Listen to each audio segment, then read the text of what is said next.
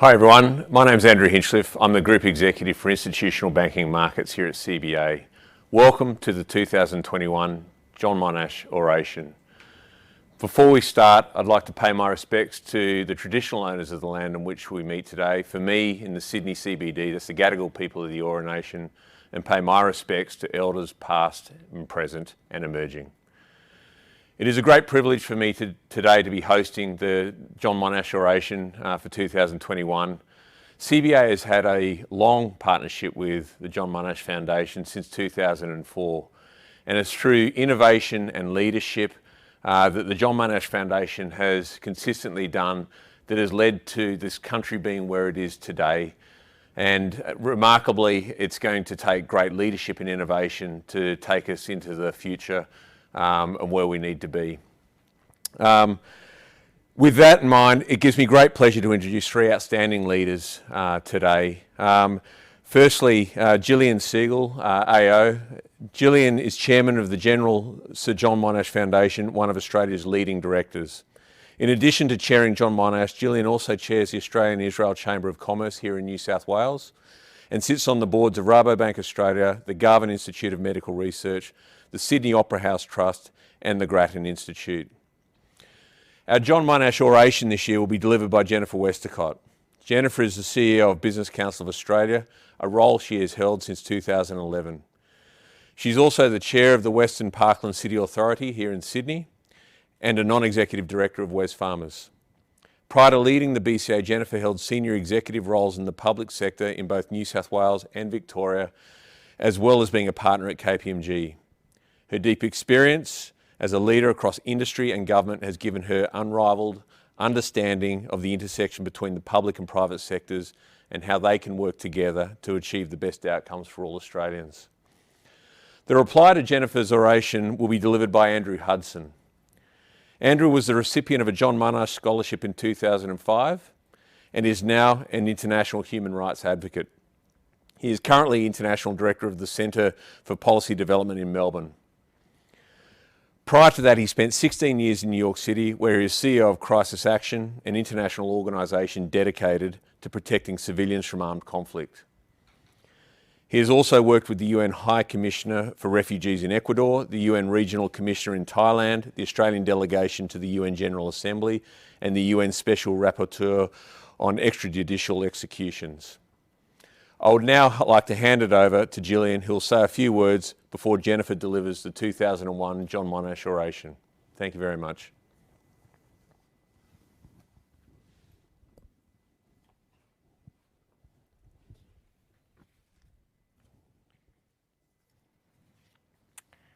Well, good afternoon, everyone, and I'm delighted to be here, and thank you so much, Andrew, for that introduction.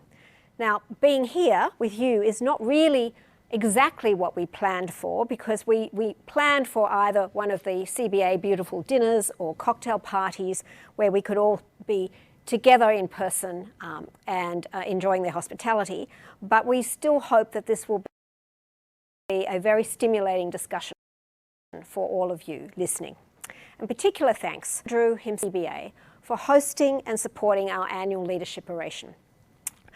As Andrew mentioned, our relationship with CBA goes back to the very founding of the John Monash Foundation in 2004, where they stepped up as a very forward-looking organisation and started supporting a scholarship. And since then, they have supported 11 John Monash scholars, various scholar forums and networking gatherings, as well as from 2014 this oration.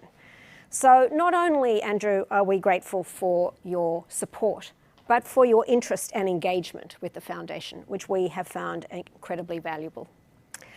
This oration represents quite a milestone because it is the 10th annual John Monash Leadership Oration and the 8th, indeed, that CBA itself has hosted. And it takes place at a pivotal moment as Australia and indeed the world emerges from COVID, keen to go back to normal, but realising that things will never be the same and we need to. Each oration has been about a different aspect of leadership.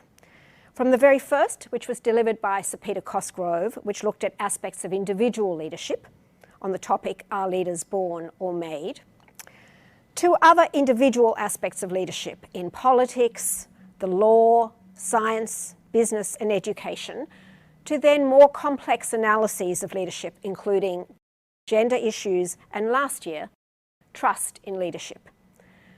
We have always been eminent orators and of course comments from amazing scholars, and today is absolutely no exception.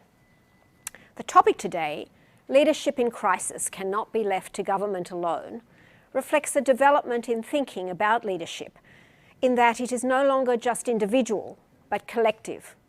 We have certainly seen responses to the pandemic requiring a collective response and a collective approach to leadership. It will be fascinating to hear from Jennifer and Andrew the extent to which they believe the pathway of our new normal will also require collective business leadership. This indeed appropriately reflects John Monash scholars who are chosen for individual leadership potential and talent in their cohorts represent diverse but collective leadership for the nation. And indeed, we've always noted that a key contribution of the foundation to the nation is the network of leaders that we support and that we create amongst our scholars. So it is now my pleasure to hand over to Jennifer Westacott AO, as you've heard, the CEO of BCA, who Andrew has already introduced, to deliver this year's oration on the topic, Leadership in Crisis Cannot be left to government alone. Thank you very much.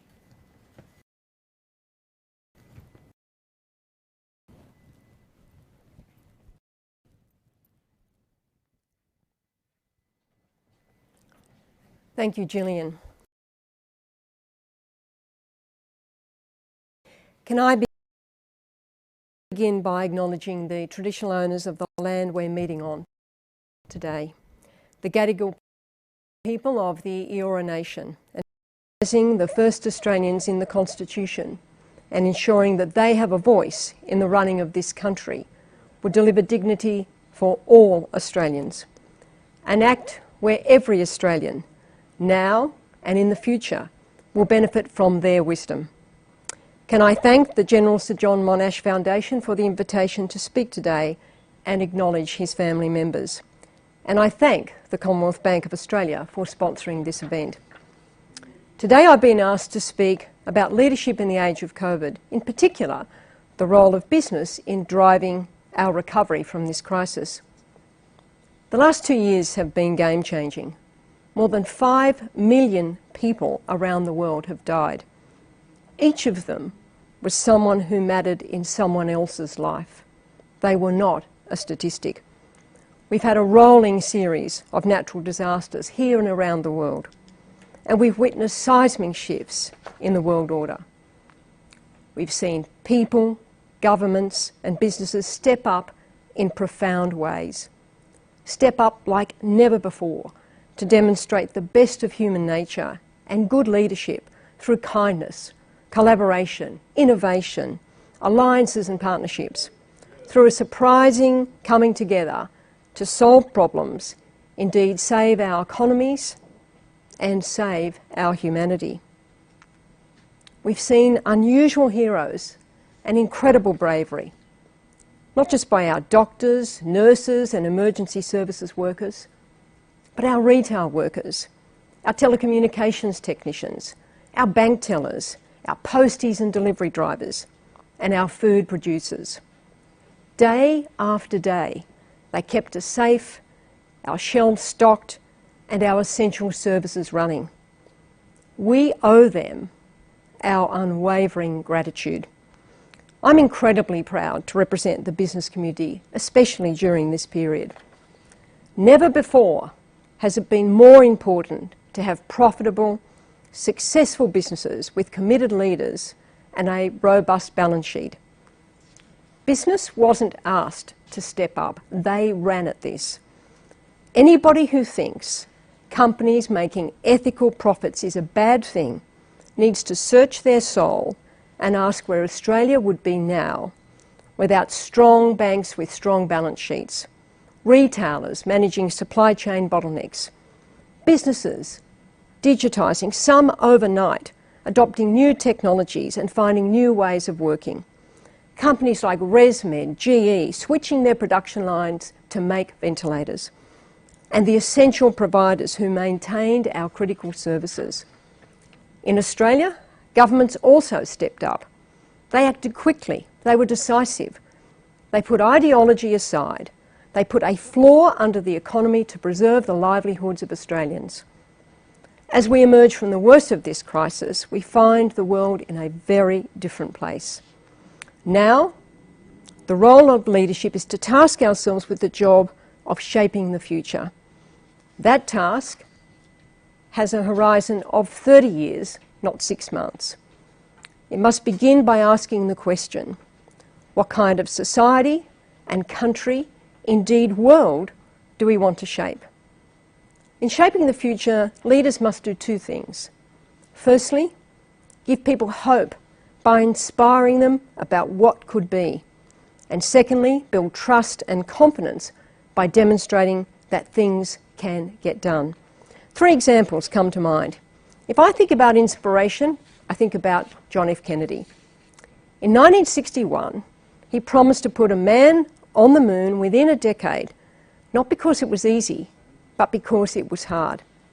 In July 1969, when Neil Armstrong put his foot on the moon's surface, he unleashed an astonishing era of imagination and innovation. Great companies then harnessed that technological age, which continues to define us today. When I think about building trust and confidence, I think about US President Franklin D. Roosevelt in World War II. By 1944, the United States was producing nearly 100,000 planes a year and producing more than 3 warships a day.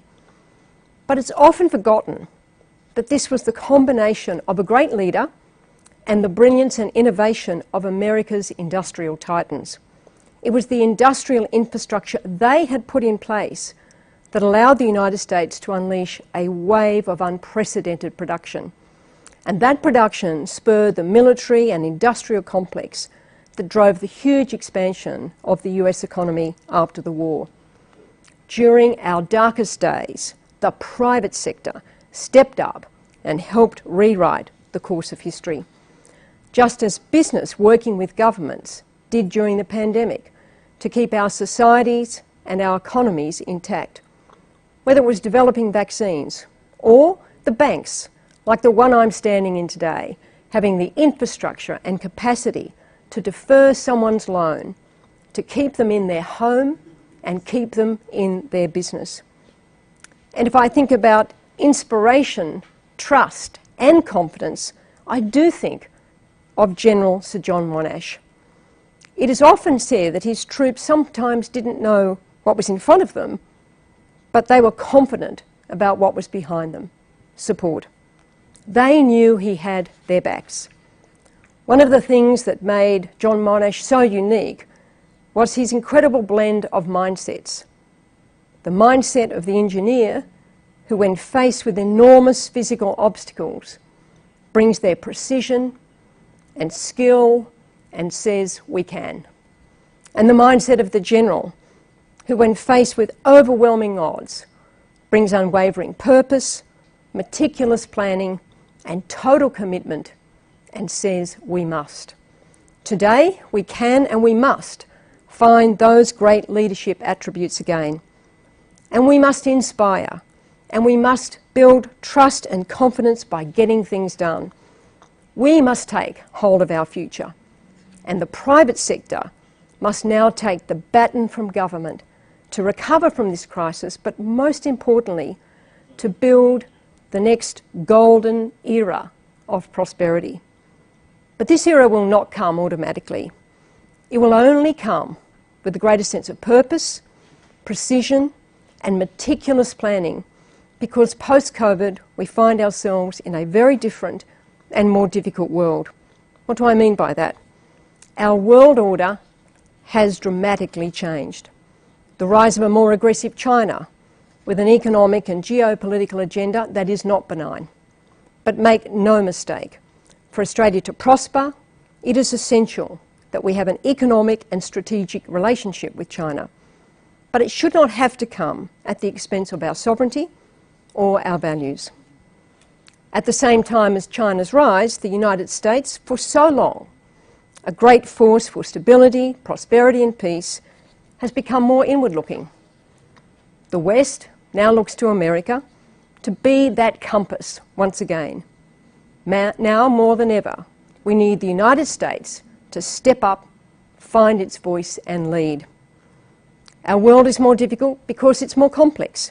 Global forces, digitisation, technology and climate change mean that our assumptions about how we grow, how we prosper, how we produce things and how we trade have all changed. Our world is more indebted than at any time in human history, with $93 trillion of public debt. This places huge challenges on governments and will require a laser focus on how we grow through private sector activity. Finally, the world is more difficult because we are still deeply divided. The divisions that put Donald Trump in the White House and drove Brexit remain. These are not the views of the so-called deplorables. These are the views of the disenfranchised. The people and the communities who think no matter how hard they work, the system is stacked against them. And the job of leadership is not to paper over these divisions, but to understand them. False prophets and false promises will never heal these divisions. This job cannot be left to governments alone. It is our collective responsibility to make sure that opportunities and advancements are available to every Australian. For Australia to respond to the challenges of a more dangerous, difficult and complex world, we can and we must do two things. We must take control of our economic and strategic future, and we must regain our sense of nationhood. Securing our economic future means reimagining it, building a more innovative, more diverse and more advanced economy. Business must lead this. To scale this up, we must build on our strengths and enthusiastically seize the early mover advantage in new and emerging industries. It is through these actions that we can be the leading economic power in the Indo-Pacific and strengthen our clout as a global middle power. This is how we will get more money into the pockets of Australians. This is how we'll grow our living standards. This is how we will pay for our vital social safety net. This is how we'll pay down debt, and this is how we remain a strong and stable country. The best way to think about this task, which is fundamentally about unleashing the private sector, is to apply the mindset and discipline of the private sector. When businesses, large and small, think about their future, they ask, what are our opportunities, adjacencies, targets and milestones? What are we good at? Who do we partner with? How do we scale up our people? And how much do we need to invest? Australia is already doing much of this. In resources and mining, we are world beaters. We are the most productive, the most efficient in the world, and the demand for our resources will only get stronger. It will also be different. We are sitting on the stockpile of resources that will power up the modern economy. Tesla, $1 trillion company, alone could soon consume more than $1 billion a year of Australian lithium, nickel and rare earth minerals. That's just one company. In respect of food, we are sitting on the doorstep of the world's largest emerging middle class in Asia, estimated to reach 3.5 billion people by the end of the decade. They already buy our clean, green, premium products at premium prices, whether it's dairy, meat, wine or grains. Their appetite will only grow as we further expand into high-end food manufacturing. In the world of advanced manufacturing, we have to dispel the myth that we don't and that we're not going to make things in Australia. There are enormous opportunities here. We can be the defence industry superpower in the Indo-Pacific. We can be part of the space economy, producing high-end electronics for rockets. We can be part of processing new composite materials and 3D printing, which will be how everything is made in the future. We can be part of the explosion in global healthcare services. In digital, if we consolidate our global advantages in quantum technology, we can be at the forefront of how the world will work. In computational analysis, why would you do something slowly and sequentially when you could do something simultaneously and at warp speed? We can be world leaders in services by developing and exporting our expertise in clean energy products, engineering, ICT, consulting services and education. And off the back of the AUKUS deal, there's enormous potential for Australian industry to develop new capabilities. If only we would drop the ideology about not having a nuclear industry. Of course, I'm not talking necessarily about nuclear power, but all the adjacencies of having a nuclear capability, like nuclear medicine, complex electronics, and the things that they'll bring to our economy.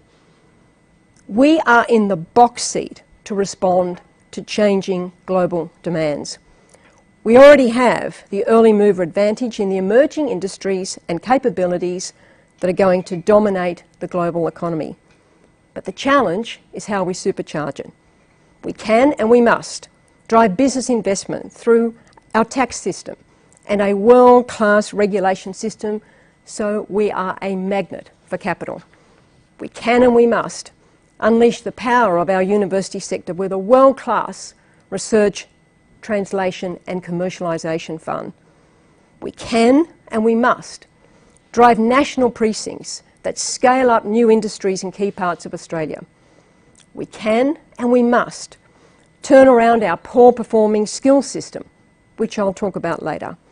We can and we must harness the collaboration we found during COVID to encourage workers, their unions and employers to sit down and transform our economy together through a modern industrial relations system. We can and we must drive infrastructure that builds the nation, links us from coast to coast, unites cities and regions and positions us for this golden era of prosperity. And finally, we can and we must decarbonise our economy. Failing to do this will be the single biggest drag on our ability to compete in the new world. The false prophet is someone who says that by doing nothing, nothing will happen. And the worst false promise is that there aren't trade-offs or hard decisions. The science is in. Financial markets are moving. The global momentum for change is now unstoppable. Australia faces two choices. We can either be overwhelmed by change and left to play a costly game of catch-up, or we can take control and coordinate our efforts. And the government has rightly made the commitment to net zero, and we congratulate them for this. But it is the private sector that can, that is, and that must take the lead. Just like the other transformations I've spoken about, we are in the box seat. We can and we must seize the early mover advantage, but the task is substantial. I think people often forget that achieving net zero by 2050 is not a slogan. It will require a permanent change to our economy, meaning that by the second half of the century, on a permanent basis, we are producing no net carbon emissions. This is at the heart of reimagining our economic and strategic future. While we have a role and a responsibility as part of a global economy, make no mistake, this transition is squarely in Australia's interests. The worst mistake would be to delay. Unchecked climate change is an economic as well as an environmental disaster. The world is moving, business is moving. Regardless of what happens in Glasgow, our trading partners are demanding greener products. Australians get this. From Townsville to the Hunter, from Launceston to Geelong, from Whyalla to the Pilbara, they are organising themselves to seize that opportunity. They are not going to be driven by fear. They are taking control of their futures. But the challenge is how. And the principal task of the how is bringing forward the technologies that can be scaled up to reduce emissions now and drive investment in the new technologies and new opportunities. And this must be about the private sector. So the Business Council has put forward businesses plan to achieve net zero emissions. It is driven by business, backed by business, written by the miners, the generators, the retailers, the consumers, the manufacturers and the financiers. This is business's plan because it's business that must lead this change. It is business that will create the new industries, the new jobs and the new export opportunities. And our plan unleashes the private sector by putting forward a comprehensive architecture which commits to net zero to give certainty, introduces 10-year carbon budgets with 5-year reviews, lifts the ambition of our 2030 interim target, changes the safeguard mechanism to deliver a strong carbon investment signal to bring forward new technologies, deepens our offsets market, drives investment in technology and innovation, creates a low-carbon regional roadmap, constantly updates our adaptation strategy, and empowers the Climate Change Authority to drive policy integration and coordination. We can and we must do this to secure our economic and strategic future, and we are doing this. The architecture I've outlined builds on the architecture that is already in place. We don't have to start from scratch. We are forecast to exceed our 2030 emissions reduction target. Businesses like BHP, Fortescue, BlueScope, Rio Tinto are on the case. They are leading the world by expanding into new energy sources and reducing their own carbon footprint by making their operations and their processes more efficient. The giant industrial companies here and around the world are taking action, not because it's easy, they know it is hard. They're not taking it for symbolic reasons, they are doing it so they can survive and thrive. The risk right now is that business runs faster than government policy. This is why our plan calls for greater coordination. This is why our plan calls for the things that will attract and drive the right private sector investment. And make no mistake, if we plan and coordinate properly, we will create those new jobs in the regions, because the simple reality is you can't create them anywhere else. A reimagined economy and a more secure nation requires a more skilled society. We have to reimagine our talent attraction, our skills system and our education system. Migration, because it brings ideas and innovations, creates jobs. It doesn't destroy them. We need a skills system that allows industry to lead. Employers tell me they want it to be easier to retrain and reskill their people, especially when they introduce new technology. They are happy to step up and do this. Employers want to be able to do this through a blend of university and TAFE short courses or micro-credentials that allow people to balance working and learning. Rather than 3-year courses that will be out of date when the last module is written, industry wants to co-design and co-deliver short, sharp, specific and relevant training modules. People and employers want to be able to update courses quickly as circumstances change. And employees want their credentials to be stackable, widely recognised and portable. So I believe the best way to solve this problem is to adopt a lifelong skills account, to put people and employers in charge of what they learn, when they learn and how they learn. This is the missing link from our skills system and we must address it. Of course, fixing our training system only works if young people make the right choices in the secondary system. We need a revolution in careers advice. We need students to have a certificate like a skills passport when they leave school, so that employers know that a school leaver has work-ready skills like teamwork and communication, that they volunteered or worked, which should count for something, and that they've achieved academically in numeracy, literacy and digital skills. And this will allow people to leave school and potentially work and learn at the same time. More and more employers here and overseas will take workers straight from school. But perhaps as I stand here today, our most urgent task is to help students catch up after the disruption of COVID. Are we seriously going to wait for the NAPLAN tests in 2 years' time to tell us what we already know, that some kids have fallen terribly behind? Some kids did not have laptops. Their parents didn't have the time or the capacity to help them with online learning. Many have missed out on basic socialisation skills. Some did not have homes that were happy or safe. We can't wait. We can and we must intervene now. The year 2022 cannot see the school system ever shut down again. The year 2022 is when we use our imagination and our resources to help those kids catch up. And if that's one-to-one tutoring, so be it. Because in the same way that we put a floor under the economy, we have to put a floor under those young people's lives so that they can reach their full potential. In conclusion, we cannot be a secure country if our economy is fragile and vulnerable to other nations' fortunes. We absolutely cannot achieve what I've outlined today if our sense of nationhood has collapsed and if our federation is not functioning. As a proud Victorian, John Monash did not fight in World War I for Victoria. The 1.4 million Australians who fought in the wars did not fight for Queensland, New South Wales, Western Australia, South Australia or Victoria. They fought for Australia. They fought so that we could be one and free. They fought so we could freely move around this country. The erosion of liberty is rarely an overnight revolution. It's diminished incrementally, bit by bit. It disappears when Australians are subjected to a bewildering and contradictory array of rules about what is shut down, what is open, whether people can move around, and whether you can actually leave your home. In many cases, those decisions were seemingly contracted out to people we did not elect. It starts when police visit to see if you're home 3 times a week.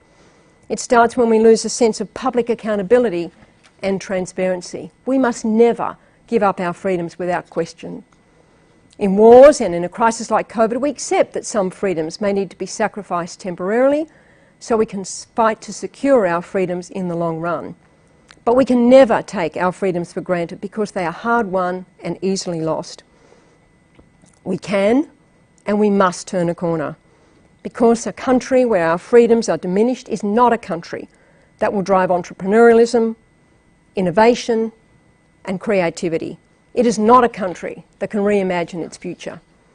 We can and we must tear down the fortress and reopen to the rest of the world. We must allow Australians to freely move around their country, and we must always allow them to come back home. Australian citizenship is something that I am so proud of, and I know for so many migrants it's the happiest, proudest day of their lives. And we have to value it and cherish it. We have to signal to the world we are open for business. And we must make up the shortfall of the 500,000 workers we need to drive our economic recovery. If we attract skilled people back, we can power up the new industries I've spoken about today. We can drive the big projects that we need to get off the ground and attract the investment to make all of this possible. As we come into an election year, my challenge is how do we start thinking about shaping the future? Thinking about what Australians want and what they need. They want to put their trust and confidence in a vision for the next 30 years. They want to put their trust and confidence in institutions that are going to get the job done. They want a sense that we are going to look forward and that we are going to take control of our future. I believe Australia is the greatest country on earth. I believe we are the lucky country. I believe, just like John Monash, we can have the backs of all Australians. To really take advantage of our luck, we can and we must once again be inspired to seize control of our future and go forward with purpose, precision and planning. If we do this, we'll achieve the anchors of a truly great society: strength through prosperity and fairness through opportunity. Thank you very much.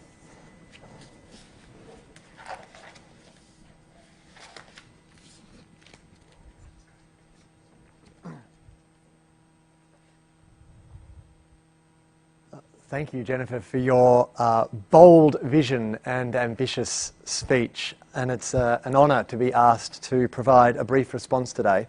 I'm delighted to celebrate the traditional owners of this land, the Gadigal people, and how we achieve justice for Australia's First Peoples is an important part of my comments today.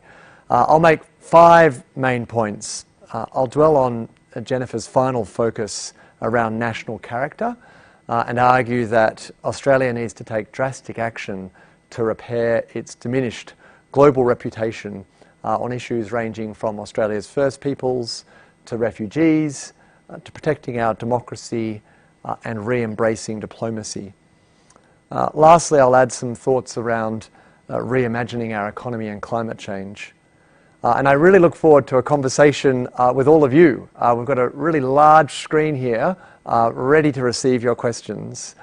So please tap away now and put your questions in the chat box. Really look forward to speaking with all of you. So first, to expand on Jennifer's comments about national character. National character, as Jillian knows, is central to the General Sir John Monash Foundation. What stands the Monash Scholarship apart from other scholarships is the genuine focus on nation building. The Foundation is building an amazing group of young Australian leaders and change makers that are and will make Australia better. And I've been so impressed with the individual support and care the Foundation has provided to me since receiving the scholarship in just its second year, way back in 2005, where I was fortunate to go and study human rights law at New York University School of Law. I've only just returned home to Australia, 16 years later after that formative time, and the world-class education and experience that the scholarship gave me was critical in launching my career that has since included some fabulous highlights, such as helping to secure a UN peacekeeping force in Central African Republic, or pushing for a peace agreement to end the war in South Sudan, or briefing the US Congress or the UN Security Council. And rather than plugging myself, I'm trying to plug the John Monash Foundation here and how I genuinely believe it's becoming Australia's own nation-building endeavour that will exceed even the Rhodes or Fulbright. But getting back to national character, as I said, having just returned to Australia after almost 20 years living and working abroad, I've witnessed Australia's reputation diminish on the global stage quite significantly. And I think that there are 5 main drivers for the diminishment of our reputation. First are the historical and ongoing mistreatment of our First Peoples. I've always been struck that whenever I've been meeting people overseas, whether in Guatemala or Lebanon or South Africa or Europe, that one of the first things people raise with me is Australia's mistreatment of our First Peoples. We need to deal with past and ongoing injustice and crimes against Australia's First People. Nothing is more important in forging a strong national character and fair society. And Victoria's First Peoples Assembly and Yurruk Truth Commission are groundbreaking initiatives that are comprehensively and inclusively dealing with these issues. They are a blueprint for other states and the federal government to emulate. Passing the Message Stick is another fabulous initiative that is helping to change the story on self-determination and justice for Australia's First Peoples. Second, our global reputation has also been damaged by our inhumane treatment of asylum seekers. In addition to Jennifer's excellent points about expanded skilled migration, I would also argue that we need to expand our intake of people fleeing violence. Last year, Australia filled its quota of 160,000 migrant places, yet we allowed in just 6,000 refugees, the smallest number in 45 years. 160,000 migrants, 6,000 refugees. Other countries notice our meanness and judge us poorly. I hope in this country we can stop the demonisation of refugees. And the recent Taliban takeover in Afghanistan provides a significant moment to turn our policy around. The organisation I work for, the Centre for Policy Development, or CPD, has called on the Australian government to accept 20,000 Afghan refugees, in addition to our normal intake from other countries. Australia has a special duty to Afghans, given 20 years of war. After crises in Syria and Iraq, we took similar numbers of refugees, and accepting 20,000 Afghan refugees would align our approach with that of allies such as Canada and the United Kingdom.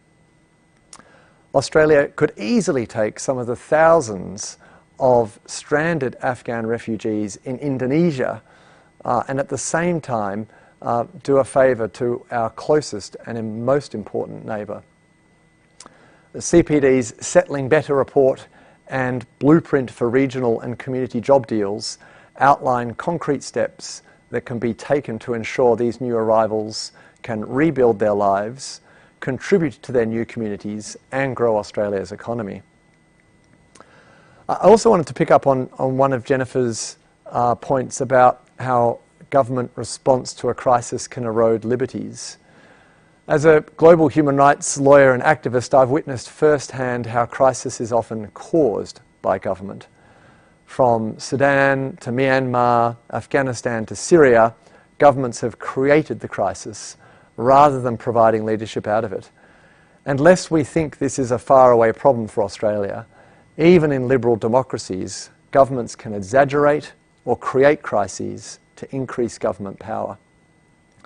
We should all be wary of authoritarian tendencies and erosion of our human rights and democracy in Australia.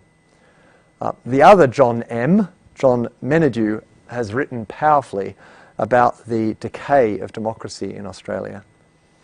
And business is one incredibly important leader in addition to government, and Jennifer has masterfully laid out the role it can play. Civil society is another actor, the third sector, distinct from government and business, that is of critical importance and a bulwark against state overreach during crisis. Civil society promotes critical transparency and objectivity to protect our democracy from erosion, especially in times of stress. And sadly, civil society is increasingly under threat around the world and must be protected. A fourth reason, I think, for our global reputation being diminished is Australia favouring introspection and isolation over global collaboration and emaciating our diplomatic resources in favour of security or military approaches. Australia's creation of a new security alliance with the US and the UK, AUKUS, and our handling of the announcement shows the limitation of this approach. But who would have thought that climate talks would have been overshadowed by an acronym that people can barely pronounce? In my experience, Australian diplomats are our nation's best ambassadors and held in incredibly high regard around the world. I was proud to be in the UN Security Council when Australia coordinated a global diplomatic effort and put its hand up to lead Interfet, a multinational team to help address the humanitarian and security crisis in East Timor in 1999. Australia has a long history of investing in dialogue, negotiation, listening, and diplomacy. Coming out of COVID, it's time for us to reprioritise these areas and build them back. Astonishingly, our Foreign Affairs Department will be smaller next year than it was 15 years ago. We should strengthen our relations with key neighbours in Southeast Asia, such as Indonesia, as well as the Pacific Islands. We should show greater diplomatic leadership in helping to stop the horrendous violence in Myanmar. All of these collective problems that we face at the moment demand collective action. And the final reason for our global reputation being damaged, I think, is reticence to tackle climate change and doubt about the credibility of our climate change commitments. The organisation I work with, CPD, has worked with company directors and financial regulators such as ASIC and the Reserve Bank of Australia to help company directors to be better prepared for climate-related risks. We've worked with Jennifer's organisation, the Business Council of Australia, to highlight the legal duties of company directors to consider these risks. Specifically, the companies and directors could be sued for greenwashing their commitments to achieve their net zero carbon pledges or emissions reductions targets. It is now not enough for firms to simply consider climate risks and disclose them to investors. They must be seen to act on them too. It's an important signal to markets and an important test of credibility. As Jennifer said, the private sector is not waiting for government to act. Decarbonisation is coming. Countries will stop buying Australia's coal. Arguably, for Australia, transition risk, that is, that countries stop buying our coal, is just as dramatic as the physical risk, that is, a hotter climate. As Jennifer laid out, we need to plan for this transition now and invest in green energy. An important part of this reimagined economy should also be a broader vision of prosperity and well-being, as well as greater investment in children and families. If Australia were to take these steps on First Peoples, refugees, protecting our democracy, decreasing our isolation and tackling climate change, we could ensure Australia is respected for its cooperation and leadership. This is exactly what I'll be working on in the years to come. Thank you, and I look forward to your questions and comments.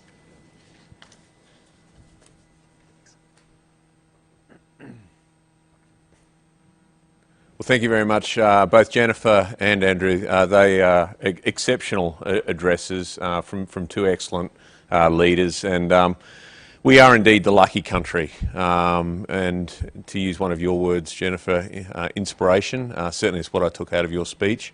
But Andrew, we've got some work to do with respect to our global standing as well. So very insightful comments. Let's go to some questions, and I've got one here. Jennifer, I might start with yourself, and it's around the climate change question. To what extent will greening the economy require us to move past approaches that keep GDP growth as the end-all and be-all? And I'd add to that, the way I heard you address the topic, you'd almost think that climate change is the catalyst for one of Australia's greatest opportunities. Absolutely, and I think we've reduced our emissions beyond our 2030 target, and our economy is still grown. So I think if you look at it on the positive side, there are huge new industries that business and communities can get involved in, and they will be big export opportunities, and for once we are at the leading edge of that. We are not going to be chasing other countries, and you can see some of the big companies, Fortescue, BHP, Rio and so on, they can lead this, and this will kind of enhance our export opportunities and grow those new industries. If you look at it on the risk side, if you don't do this, to your point, Andrew, we run the risk that our exports are no longer competitive. We run the risk that our products are not attractive, and we run the risk that we have bigger adjustments. But I do think that we have to kind of keep a focus on how do we grow our economy and reduce our emissions simultaneously, and I think you can do that. I think you must do that, because a weak economy means you can't invest in those technologies, and you can't keep the companies and you can't keep the innovation driving. So I think it's sort of a binary thing, Andrew, and I do believe that the opportunity for us to strengthen our GDP comes from a decarbonised economy. Yeah, I 100% agree. It is a binary thing, and time is of the essence. Absolutely. Andrew, I'm going to throw this question to yourself. Any Australian future must be part of a concern for the global future. As we face a global crisis, we need to remember crisis comes from the Greek word for judgment. History will judge us as a nation in our response to injustice, exclusion and exploitation. How does Australia lead the way in the global community? Yeah, well, thanks for that. And I think I tried to kind of touch on that in my comments. In those areas, as I said, around First Peoples, refugees, we really need to be, I think, stepping up. Our reputation has been damaged in those areas, and these are all global problems. We cannot go it alone to resolve many of these global issues. So we do need to be collaborating, not just with the US and the UK, but with Indonesia, with Thailand, with Pacific Island countries. You know, I think we need to be playing a more respectful leadership role in this region, in this part of the world. We just had an important meeting between Australia's Defence Minister and foreign minister with Indonesia's defence minister and foreign minister, it didn't even get onto ABC News. Indonesia is our closest neighbour, extremely important country. We need to be prioritising that relationship, but other relationships as well. And there's a lot that we can do with Indonesia on climate change.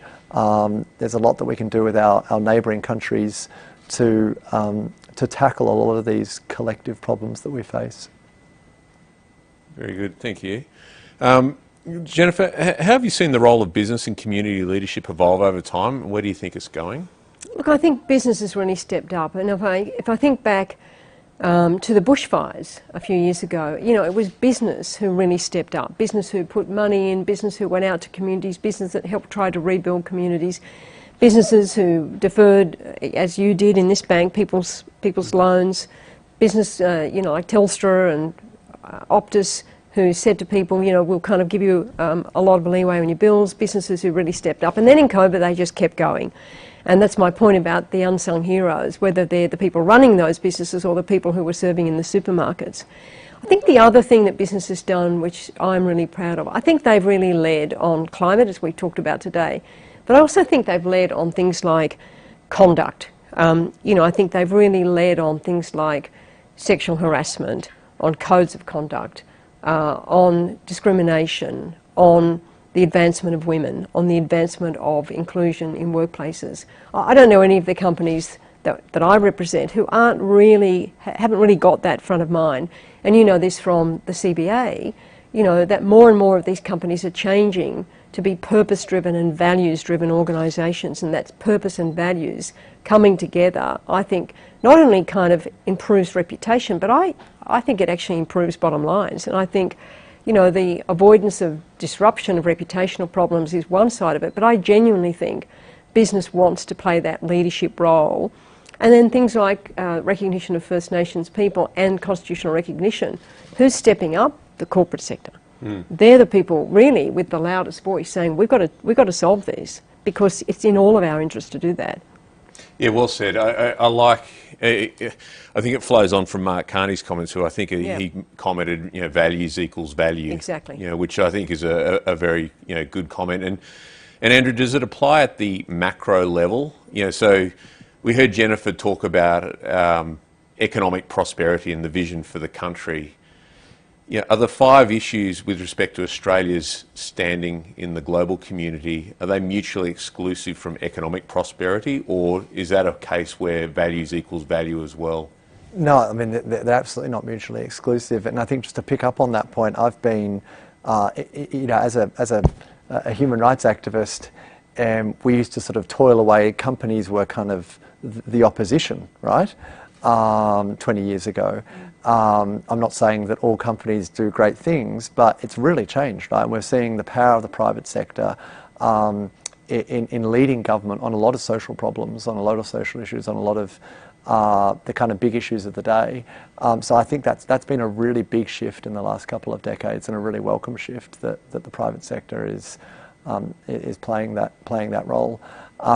But absolutely not. I mean, those areas, we can show leadership in all of those areas. There's no economic cost, right, to leading in those areas, and in fact, there's an economic cost in not leading in those areas. And we need to come out of this isolation. We are geographically isolated as it is. So yeah, I think we do need to come out of that. So Andrew, could I ask a question, really following on from there, and that is, if we think business has really stepped up and they are leading, not only on some of the hard business issues and economic issues, but social issues, and I think that's exactly the case, what does government need to do to facilitate business continuing to lead? Where do they need to step out of the way? Where do they need to make it easier in terms of regulation? Where do they need to put some money?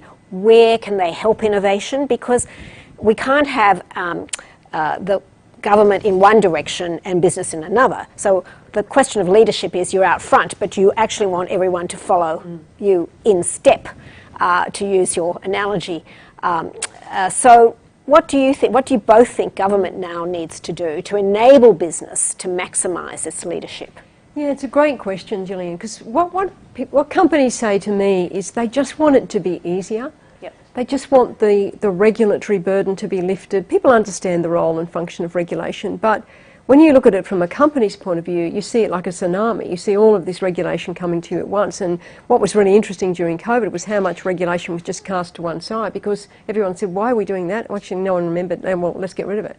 So that's something. I think they should make sure that we've got the right investment signals. If I take climate and energy, underwriting things that are going to counter the private sector's move to a green carbon economy, a green economy, is really the wrong thing to do. Like underwriting coal-fired power, or underwriting investments that push private sector activity out of the market.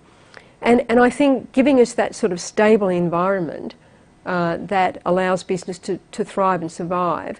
But also I think on the skills front. I mean, I made a lot of this in my speech because I feel passionately about this, that this is the lever that government controls. But it's old, it's out of date, it's not working. We've spent more money on education than we've ever spent in our history, and our results are falling behind. Government needs to listen to what employers need for the modern economy and start reshaping the skill system pretty quickly. Mm. Yeah, and I mean, just to throw in, I guess, a couple of examples of where government can lean in. Early childhood education is a huge issue that I think we're all realising that we don't have what we need. Government needs to step up and invest more there, and CPD is doing a lot of work on that issue. But even just some of the things that we've spoken about today, refugee quotas, things like that, government has the power to act on that. And on the regulation point, I think there are some places where, frankly, government needs to regulate more. I mean, if you look at companies like Facebook or YouTube or others, the amount of hurt that is being caused in those environments, and I think it's fair to say that those companies aren't regulated enough, and that there are real human rights issues going on there that could be better protected through some form of regulation. Thank you. Is it just on education? Is there any one particular country that you both look at and says, well, they do it really well? And I think I heard from your comments, Jennifer, it's that collaboration with business is really important. Yeah, if I think about Germany, like people often talk about Germany, Israel, where Jillian and I went a couple of years ago, they were doing a lot of that, I think they called it the Transition Authority, where they were retraining people really fast as skills started to change. The Germans have always done this incredibly well, and look at Germany, one of the highest productivity rates in the developed world, still got a big manufacturing sector, because people go in and they do a blended sort of round of TAFE, or our TAFE equivalent, and university, as well as working at the same time. And they have produced some of the most incredible engineers, held on to that manufacturing sector, led the world in certain products. So Germany is always the one that come to mind, but I was really impressed when Jillian and I were in Israel a few years ago, just how well their skills system was starting to drive that reskilling of people. Yeah, but there's an example where they have an innovation authority, which is independent, which is like the private sector, but is actually just funded by government. They don't interfere at all. So there's that mixture of government and industry leading the country together. Yeah, yeah. Quite interesting. Andrew, you mentioned Facebook, and social media in general. There is a question here. How much are our leaders influenced by social media?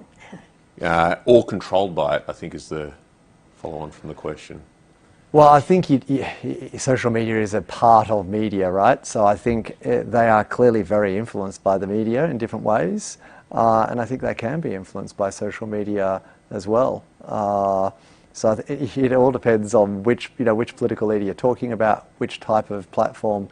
But it's clear we see governments act very clearly when particular trigger points are hit on social media or the media in general. Yeah, but clearly trust is important. You need to trust the content, and I think regulation in some form, just ensuring that what we read is true, is a critical part of the future. We are almost out of time, so I want to thank you very much, Jennifer, Andrew, Jillian. It's been a fascinating conversation. Importantly, they were really tremendous orations, so we greatly appreciate having your presence and time. Jillian, it's great to partner Thank you. as always, CBA and the John Monash Foundation, and we look forward to working with you in the future. And thank you everybody for dialing in or Zooming in or Teamsing in, whatever you may be doing. Greatly appreciate it. Thank you. Thank you. Thank you. Thanks. Thank you. Thanks very much.